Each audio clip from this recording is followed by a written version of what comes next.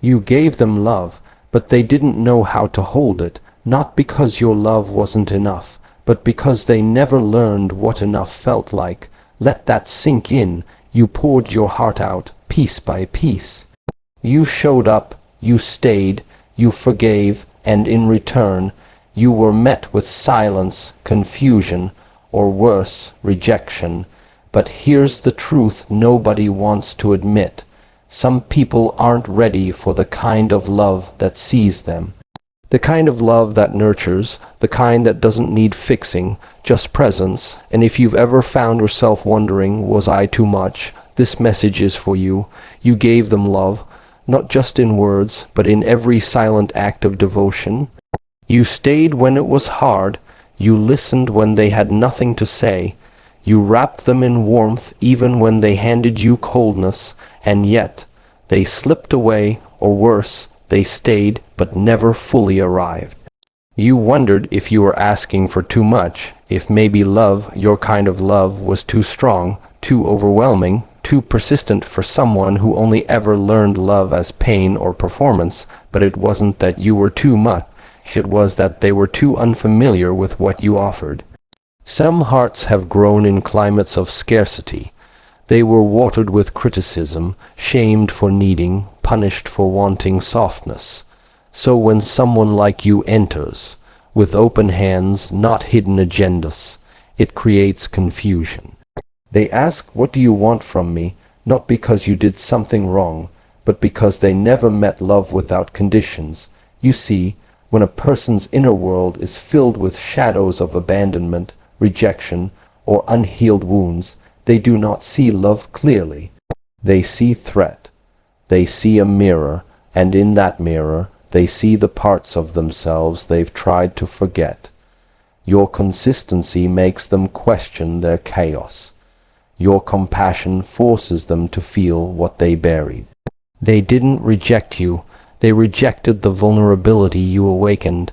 This is why some people run from love, sabotage peace, or disappear after you get close, because closeness, for them, means exposure. It means being seen, and being seen for someone carrying shame is the most terrifying thing imaginable. So understand this, their inability to hold your love was not a judgment of its value. It was a reflection of their internal capacity. You tried to pour oceans into a vessel that had cracks they didn't want to seal, and you thought, maybe if I just give more, stay longer, love harder, they'll finally get it. But love isn't about how much you give. It's about whether the other person is capable of receiving. Imagine handing a delicate sculpture to someone whose hands are shaking. No matter how beautiful the gift, it's not safe with them. And eventually you're left watching it shatter again and again, until you begin to question whether it ever had worth at all. This is the quiet heartbreak of loving someone emotionally unavailable. It doesn't always come with dramatic exits or cruel words. Often it's the stillness, the distance, the way your messages go unanswered, the way you're expected to be understanding, while your own needs stay unmet. You gave not to manipulate, but because love to you means showing up. It means presence, patience, loyalty, but somewhere along the way, giving became the only thing you did.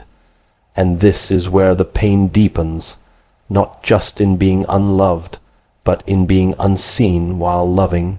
You feel invisible in your own story. You give until your silence starts screaming, until your soul feels hollow from the echo of unmet needs.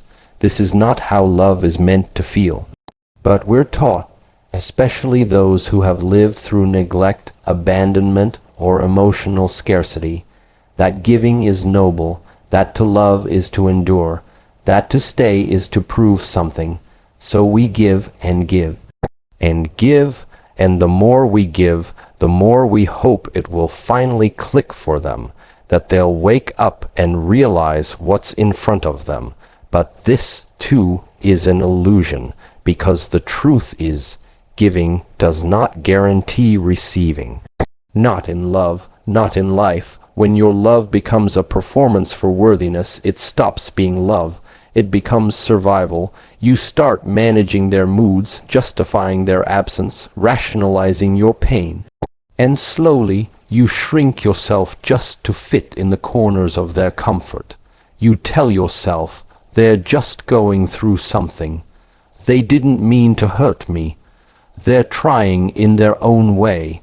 But in your quietest moments, you know, you are giving love in a place that cannot hold it. And your soul is paying the price. The giving becomes a one-sided act, a ritual of hope. But hope, when misplaced, becomes heartbreak in disguise. There is beauty in loving with your whole heart. There is honor in being soft in a world that celebrates armor. But even the sun knows when to set. Even rivers change course when the land no longer welcomes their flow. So ask yourself, not from a place of bitterness, but of truth, what has this love cost me, not just in time or effort, but in spirit, in self-trust, in joy, in peace, because the point was never just to love, but to be loved in return, to build together, to grow together. And if the love you gave was met with silence, confusion, or abandonment, it's not because you failed. It's because your offering was too sacred for hands that have not yet learned how to hold anything without dropping it. Love is not a transaction, and yet so many move through it like a silent barter. I give you this piece of me. Now, show me I matter. But love, real love, is not a performance, and it is not a negotiation. It is a joining, a sharing. It flows freely without hidden conditions, but it also asks for presence, for effort, for shared responsibility. You may have entered that space with open hands and a willing heart. You carried not just your emotions, but the emotional weight of both. You anticipated needs. You softened your voice. You made room constantly. Even when you were tired, confused, or hurt, you continued to show up, because to you, love meant showing up, even when it was hard, especially when it was hard. But somewhere, slowly, your giving began to outpace what you received. And it wasn't about keeping score. It was about feeling alone in a space that was meant to hold two. You looked around at this thing you were building together and realized your fingerprints were on every corner. You had become the architect, the builder, the repairer, while the others simply occupied the space. There is a deep sorrow in realizing that your effort has become invisible, that what once felt mutual has turned into a quiet endurance. And still you stay, you try harder, you love louder, not because you're weak, but because you believe in love, you believe in people. You believe that if someone is given a safe place, they will learn to rest there and eventually to hold that space with you. But some hearts are not looking for home. Some hearts only know how to survive in movement, in avoidance, in control. So they let you love them, but they don't join you. They consume the safety you provide, but do not replenish it. They walk inside the house you built, but leave the doors open when the storms come, and again, you are the one cleaning up the wreckage. This is not partnership, this is performance, and your heart was never meant to be a stage. When love becomes one-sided effort, it transforms into a quiet suffering. You do not speak of it often, not because you don't feel it, but because you're afraid that naming it will make it real, so you keep going.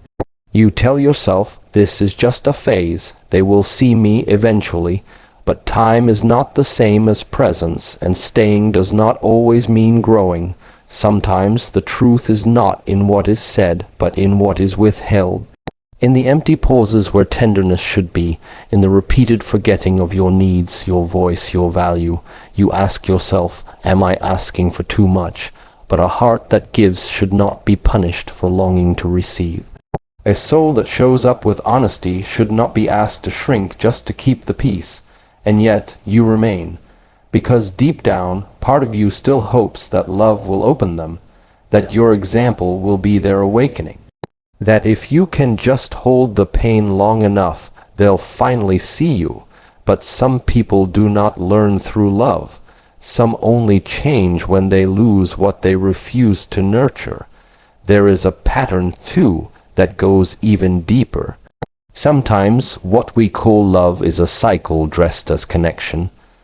You may find yourself drawn to the familiar pain, not because you enjoy it, but because your nervous system recognizes it, that push and pull, that hope and silence, that breadcrumb affection that keeps you longing. It is not love. It is emotional survival dressed as devotion. You wait for the next moment of warmth. You hold your breath for their good days. And when they offer even a small gesture, a kind word, a soft look, you tell yourself, see, they care. I just need to be more patient. But this is not connection. It is a trauma pattern, a bond formed not from depth, but from imbalance. This kind of attachment plays tricks on the mind. You begin to see your worth through their moments of approval. Their temporary presence becomes your proof, and their absence, it becomes your fault. You carry their wounds, hoping that your love will heal what they refuse to face. You make excuses. You call it timing. You call it growth. But real love does not keep you anxious. It does not leave you guessing. It does not silence your truth for the comfort of another's avoidance. Real love invites consistency, not confusion.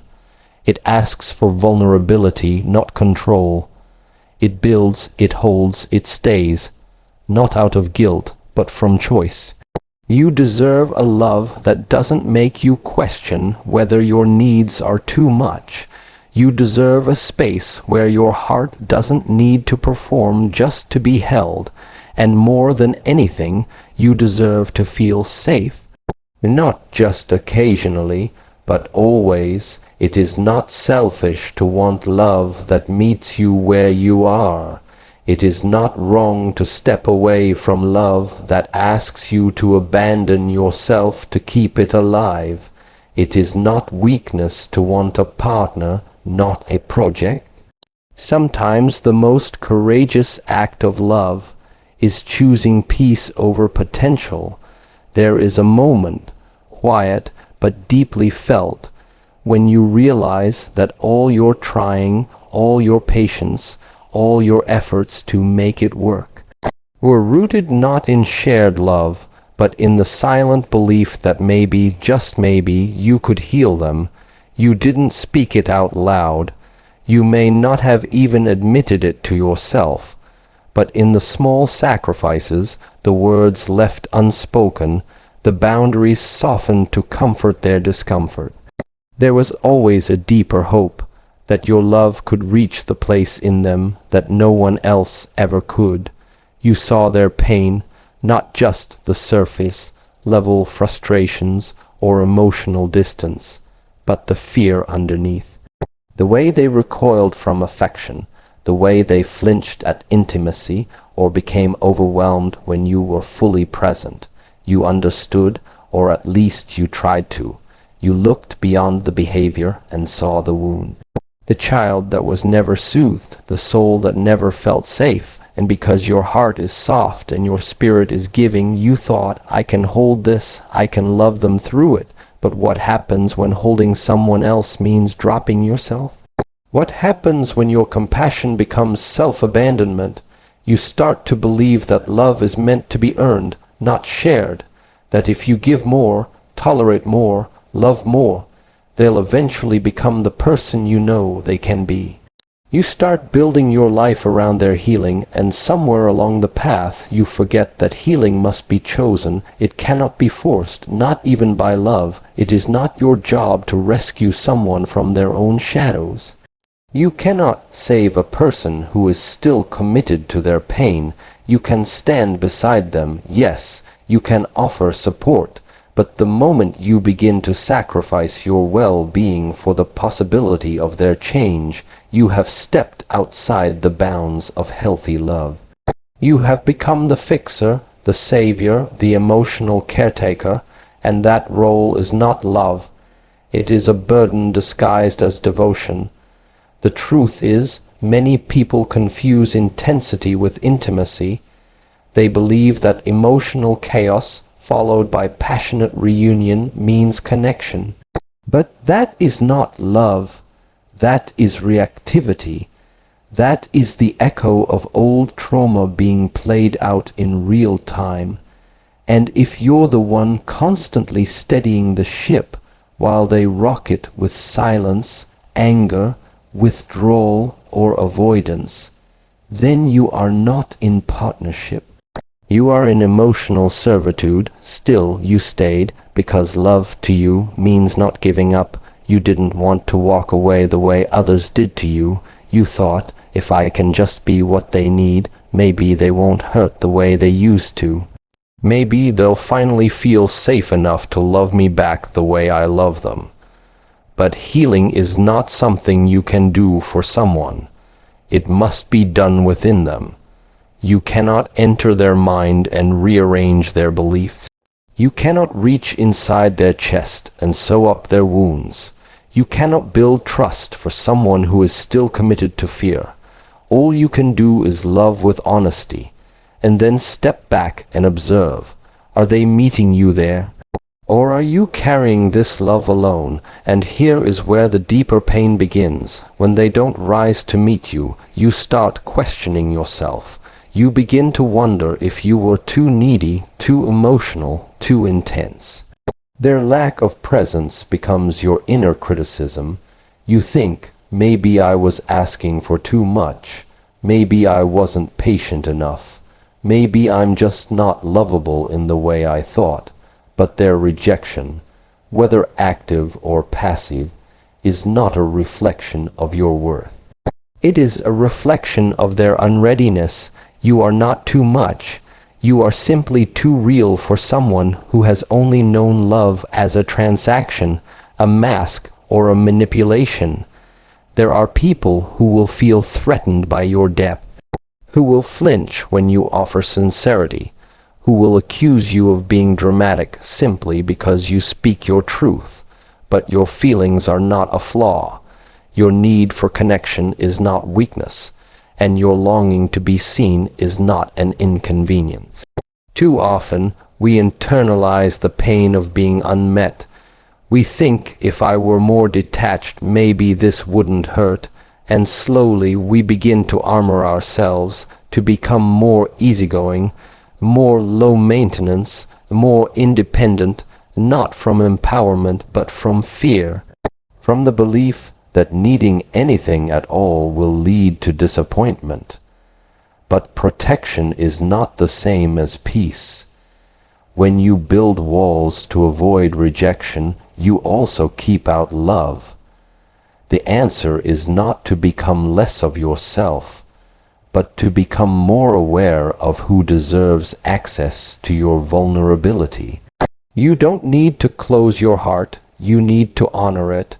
There is strength in knowing your worth even when someone else couldn't see it. There is power in choosing yourself, not from bitterness, but from clarity. And there is healing in understanding that not every loss is a failure. Sometimes it is a redirection back to yourself. You are not hard to love. You were just offering your heart to someone still convinced that love equals pain, that love equals sacrifice, that love always ends in loss. But you know different now, and knowing is the first step toward peace.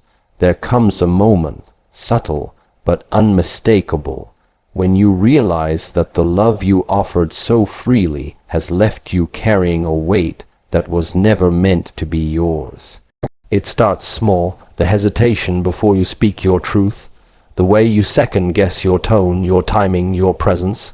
You tell yourself it's consideration, it's empathy, but deep down, what you're really doing is protecting your heart from rejection.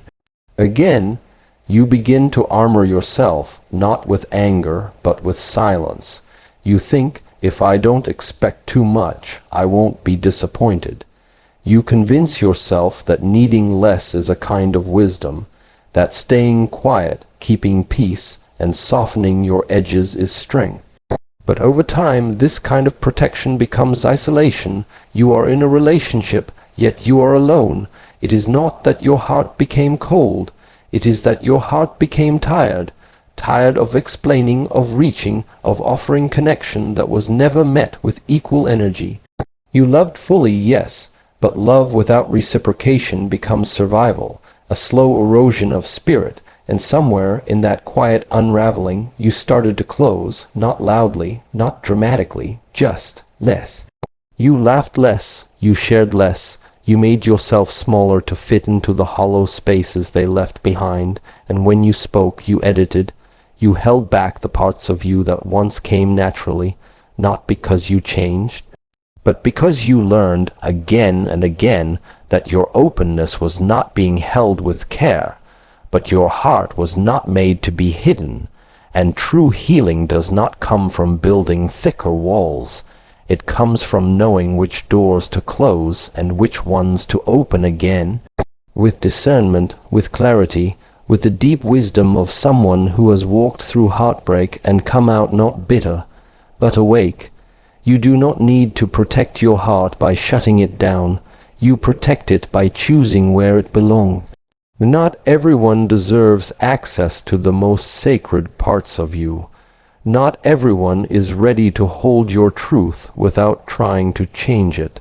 Some people come with empty hands and open mouths, ready to take but never to give. And to keep offering your spirit in places like that is not compassion. It is self-abandonment. Let your heart stay open, but be clear, clear about your boundaries, clear about your worth, clear about what you will no longer carry in silence. You can be soft and still say no. You can be kind and still walk away. The wisdom is not in closing yourself off. It is in knowing when your peace is being traded for the illusion of love. Some people confuse calm with emptiness. They think, if it's not dramatic, it must not be real. But the deepest love is quiet, steady, rooted. It does not keep you guessing. It does not leave you hungry. It nourishes. It grows with time. It allows both people to breathe. You do not need to earn this kind of love. You only need to choose it, and to be chosen by it. No more performing. No more walking on eggshells to keep someone comfortable. No more shrinking yourself to avoid conflict or rejection. That is not love. That is fear disguised as devotion. Let go of the belief that peace is a reward you must strive for. Peace is your starting point. Peace is what happens when love is no longer a performance. When you no longer feel like you're auditioning for a role that never quite fits. Peace is what arises when both people bring their whole selves to the table, and no one has to beg to be seen. But to reach that kind of peace, you must be willing to let go of what only offered you chaos. Not because it wasn't meaningful, not because you didn't love them, but because love without safety becomes confusion, and your spirit was not born to live in confusion. You were made for clarity, for depth, for connection that doesn't make you question your value. There is a deep courage in choosing peace over potential, in saying, I see what we could be, but I will not destroy myself waiting for it to happen. You are not walking away from love. You are walking toward yourself, toward wholeness, toward a life where you do not have to barter pieces of your soul to feel seen. Yes, there may be sorrow, there may be grief. But beyond that, there is stillness, there is strength, there is the soft return to your own heartbeat. You will wake up one day and realize that the silence you feared has become the space where you hear yourself again, where your own voice begins to rise, not as an echo of someone else's needs, but as the clear, grounded truth of who you are. You don't need to chase love. You don't need to prove you're worthy of it. The right love will recognize your depth, not fear it. It will welcome your truth, not silence it. It will meet you, not with resistance, but with readiness. And until that love arrives, be that love for yourself, fully, quietly, without needing to explain why you walked away from a connection that didn't know how to hold you. Your peace is not selfish. It is sacred, and you are allowed to choose it every time. You gave love that they couldn't hold. But don't let that stop you from being you, who loves deeply, boldly, beautifully. Your love isn't a mistake, it's a miracle, and it deserves arms that know how to hold it, and a soul that chooses it daily. So here's what I want you to do. If this message stirred something in your heart, drop a comment below and tell us. What did you learn from the love that couldn't hold you? Let's create space for healing, for reflection, and most importantly, for community. Hit that like button if this spoke to your soul. Share it with someone who needs to hear it, and make sure to subscribe so we can keep growing together. And before you go, tell me, what topics do you want to hear next? Let your voice shape this space, because here you matter. Until next time, honor your heart, protect your peace, and never apologize for the love you bring to the world.